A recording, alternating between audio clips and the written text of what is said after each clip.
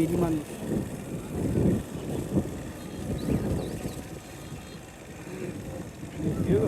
হ্যাঁ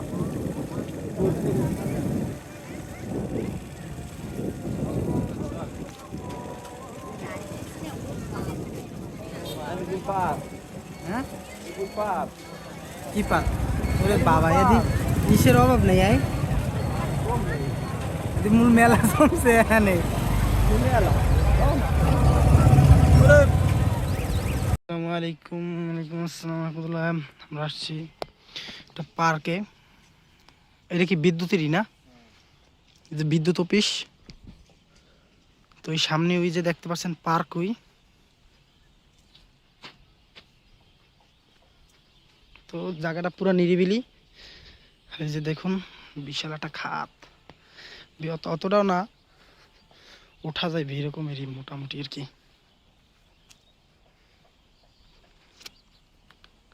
তো পার্কটা দেখেন,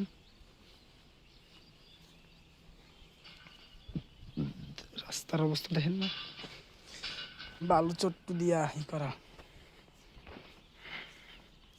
এই হলো পার্ক, দেখুন পার্কের কাউন্টার মুরাদ প্যালেস।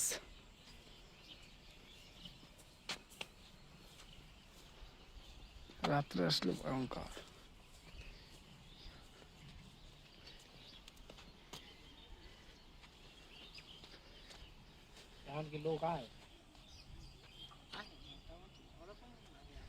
এখন বন্ধ অবশ্য।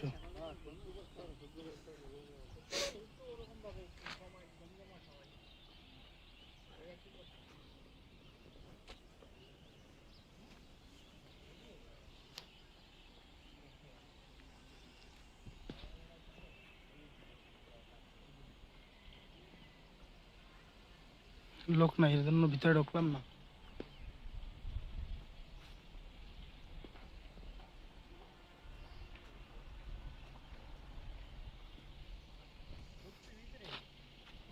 লোক নাই, ভিতরে ঢুকে লাভ কি? হ্যাঁ ওদিকে যাওয়া দরকার নেই। আর এই ওয়েদার খারাপ না।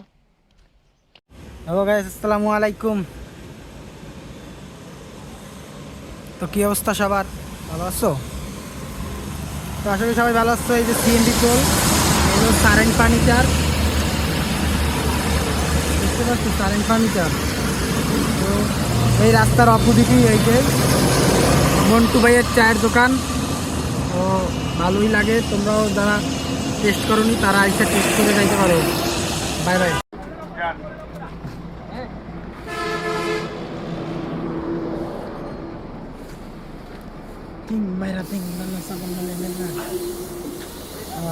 আমি এখন আচারের দোকানে যাব।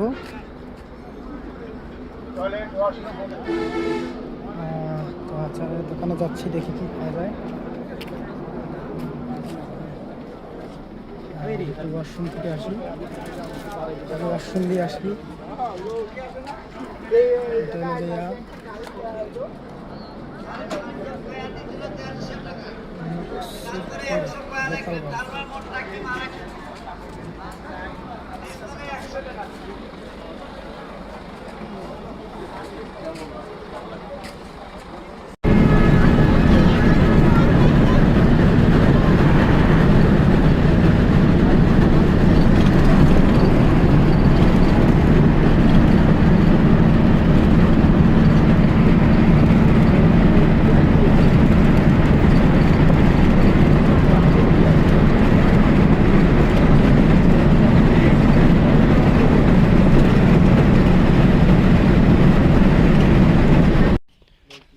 আমরা দেখছি, কইছি না লোক নাই, তো কইছি।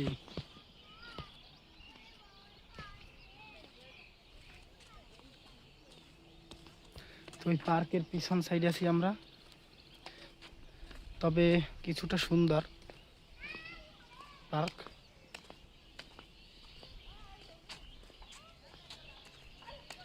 এই যে ভিতরে হ্যাঁ হরিণ অরিজিনাল না ডুপ্লিকেট? কই হ্যাঁ ও হরিণ আছে বলে। চিড়িয়াখানা ভাড়া কয়টা? চিড়িয়াখানা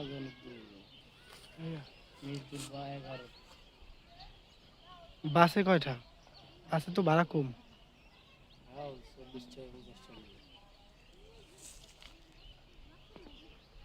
এই আর কিছু আছে? হ্যাঁ আছে কয়টা?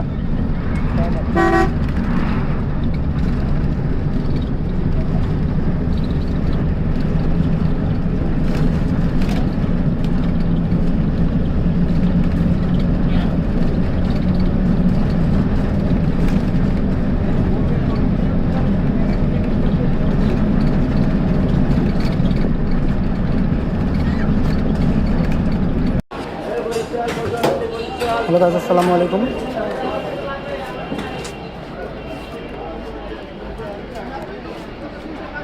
এগুলো বাঘের খামি।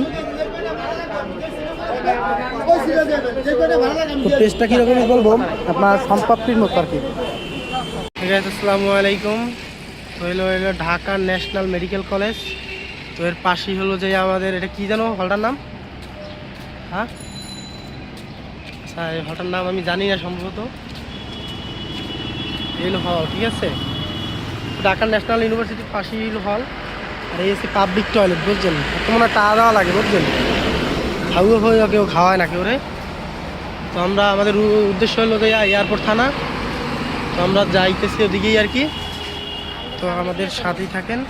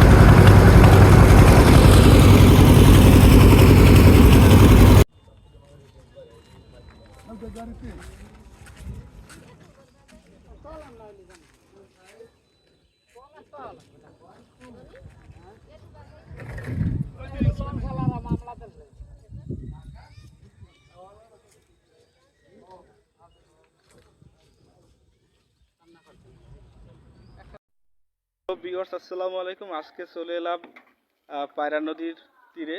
তো আজকে কথা বলবো কিছু জেলে ভাইদের সাথে আর কি। তো ওনাদের এখন বর্তমানে কেমন সিচুয়েশন ওনার আছে, ওনাদের মুখ থেকেই আমরা শুনবো।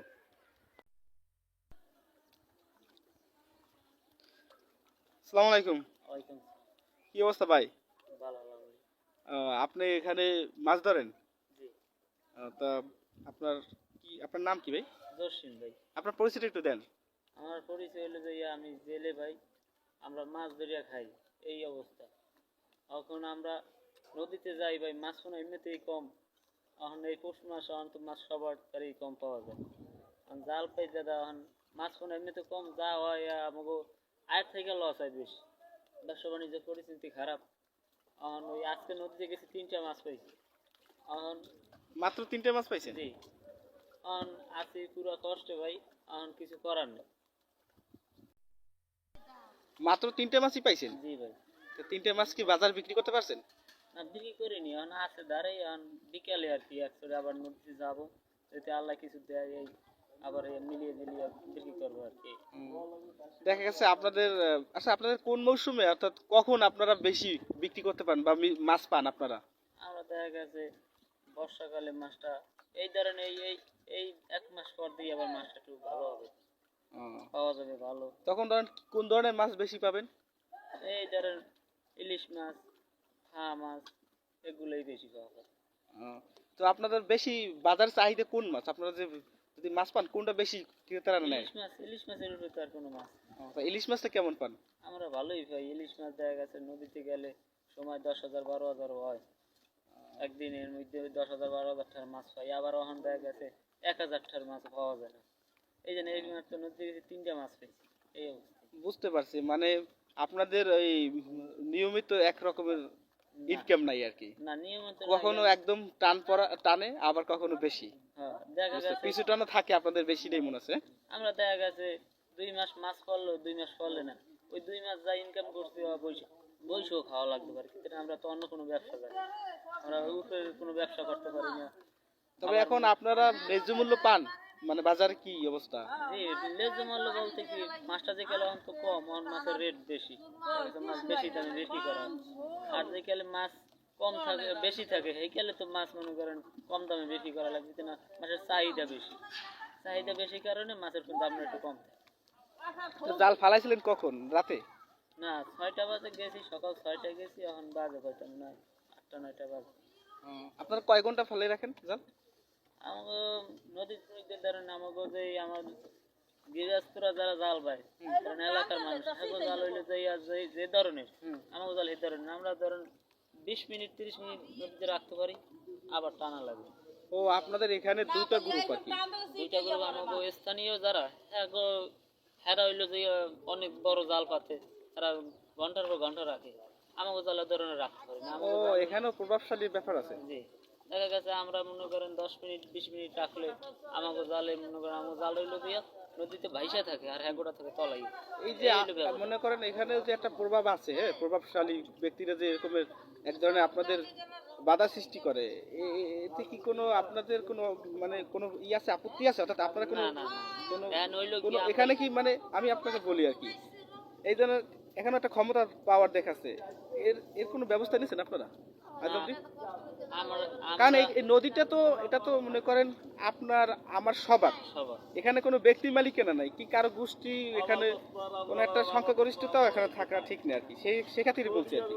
দাদা অর্থ হইলো কি আমাকে মনে করেন আমাকে যে আমরা থাকি নদীর ভিতরে, কারণ অর্থ হইলো কি আমাকে দেখে আমরা যদি মনে করেন কারো কারিগর আছে উত্তর এলাকায়, দেখা গেছে উত্তর এলাকায় অনেক এইসব এলাকায় যাগো তারা থাকি আমরা খুবই ভালো লোক, তারা হ্যাগো যদি সহযোগিতা না পাইতাম তাহলে আমরা এই জায়গায় ব্যবসা বাণিজ্য করতে পারতাম না। কারণ আপনাদের আপত্তি নেই? না না না তারা আমাকে খুব ভালো পায়, অথবা হ্যাগো কাছে থাই আমরা একসাথে আমাকে আমরা নৌকায় থাই, তাদের সাথে আমার সাথে কোনো খারাপ কোনো সম্পর্ক জড়াই নেই, কিন্তু না হ্যাঁ আমাকে ভালো পায় বিধেই মনে করেন এই জায়গায় আমরা টিকে থাকতে পারি।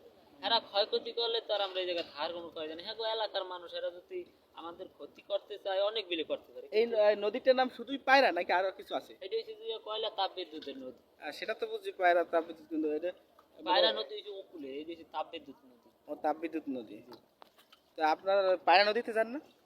পায়রা নদী হলো পশ্চিমে, আমরা হইলাম যে এই তাপবিদ্যুতের নদী, এই নদী দিয়ে এটুকুর মধ্যেই থাকেন আপনারা? না আমরা সাগরও যাওয়া পারি, কিন্তু সাগরে তারা আমরা যাইতে পারি না, ওখানে তো বড় লোক বড় বোট মানে আমাকে তো মধ্যেই আছে, অনেক বড় বোট আছে, তারা নদীতে দিয়ে বাইতে পারে, আমরা নিয়ে ছেলে নিয়ে যাওয়া ভাই আমাদের আর নদীতে বড় নদীতে যাওয়া পারে না। এই ধারে কাছে এই নদীটা আগে আছিল আগুন মহা নদী সময় নাম শুনতাম। আচ্ছা একটা প্রশ্ন করবো ভাই, যে মানে আপনারা কি এখানেই থাকতেছেন নাকি আলাদা কোনো বাসা টাসা বানাই নিয়েছেন আর কি? আমাদের এখন বর্তমানে বরিশাল এলাকায় কেউ বাসা বাড়ি করছে, কেউ করেনি। আমরা এই ব্যবসায়ীটা দেখি এইসব নদীতে যখন আপনারা মাছ পান না, অর্থাৎ যখন অবরোধ থাকে, তখন কি আপনারা কোনো আপনাদের সাহায্য সহযোগিতা আসে? আমরা সাহায্য পাই না এই কারণে যে আমরা ভাষা লোক, আমাকে কোনো স্থান নাই বিদায় না। প্রায় তো নিউজ দেখি যে বিভিন্ন ত্রাণ যায়, বিভিন্ন সাহায্য সহযোগিতা। আপনাদের এই কয়লা তাপ বিদ্যুতের এখানে কি কোনো সময় আসছে, কোনো প্রকার সাহায্য পাইছেন? এখানে বর্তমানে এখন আমরা কোনো সাহায্য পাইতেছি না। এখানে অনেক আমরা বোট আছে, এই দেখেন সময় 50-60 খান নৌকো ওই জায়গায় থাকা পড়ে, কিন্তু কেউ কোনো সাহায্য দেয় না, পাই না। আমরা খাওয়া লাগে জাল বেয়ে, দেখা গেছে 22 দিন অভিযান যদি এই জায়গায় থাকি, 22 দিন অভিযানে অনেক টাকা খরচ আছে আমাকে মেয়ে ছেলে নিয়ে, কিন্তু কেউ আইয়া কোনো একটু সাহায্য করে না। এই দিক দিয়ে আমরা কষ্টে আছি। কোনো এই জায়গায় আমরা থাই ভাসানি হিসেবে, আমরা কত কষ্ট হয় মাছ ধরতে, পাই না মাছ, এখানে কোনো সাহায্য আমরা পাইনি। এখন এই যে অবরোধের সময় আপনারা কোনো সাহায্য পান না? আপনারা না, কোনো সাহায্য এই জায়গায় পাই না। এই তাপবিদ্যুৎ মানে এই নদীর যে আপনারা যে কজন জেলে আছেন আর কি? হ্যাঁ, আমরা যত জেলে আছি কোনো সাহায্য আমরা পান না। সাহায্য পাইনি।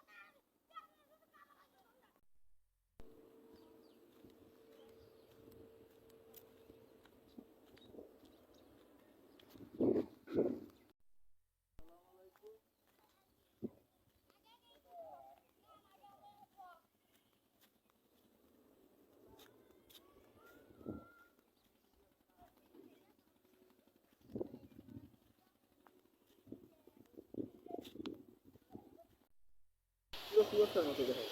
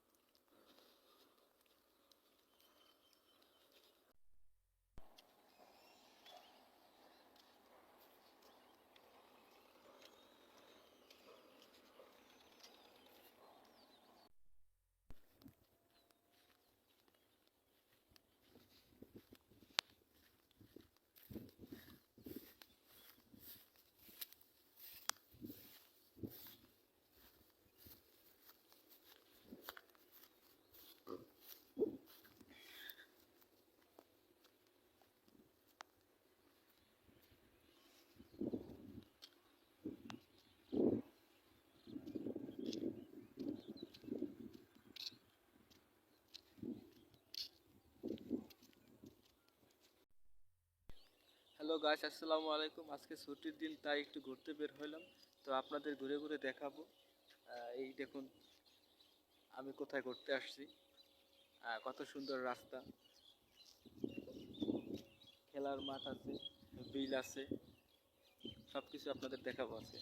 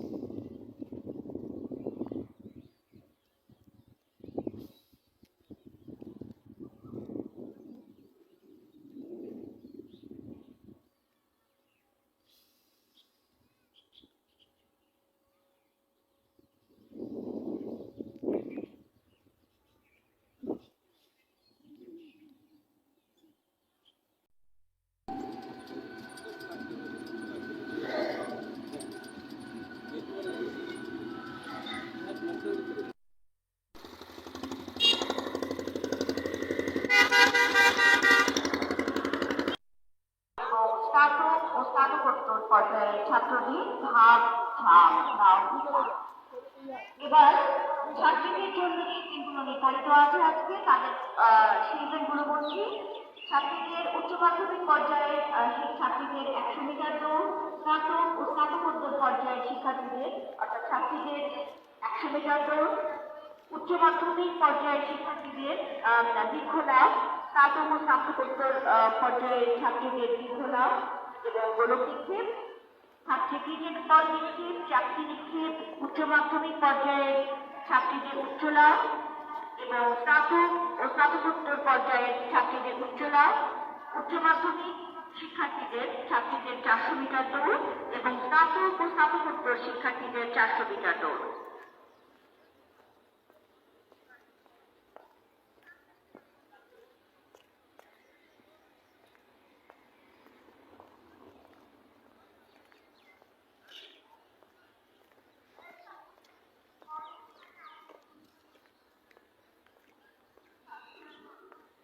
সকল শিক্ষার্থী যারা আছো কলেজের বিভিন্ন প্রান্তে ছড়িয়ে ছিটিয়ে তোমরা মাঠে দাবি করে আসো এবং বিভিন্ন বিভাগে অবস্থানরত শিক্ষার্থী যারা আছে মার্চ মাসে অংশগ্রহণ করবে তারা মাঠে তোমাদের জন্য নির্ধারিত স্থানে চলে আসো এবং মার্চ মাসে প্রস্তুতি গ্রহণ করো। অল্প কিছুক্ষণের মধ্যেই আছে আমাদের আয়োজনের প্রধান অতিথি সম্মানিত অধ্যক্ষ মহোদয় মাঠে প্রবেশ করবে এবং সাথে উপাধ্যক্ষ মহোদয় চলে আসবে। সম্মানিত শিক্ষকবৃন্দ যারা বিভাগে অবস্থান করছেন তাদেরকে বিনীতভাবে অনুরোধ করছি মাঠে আসার জন্য।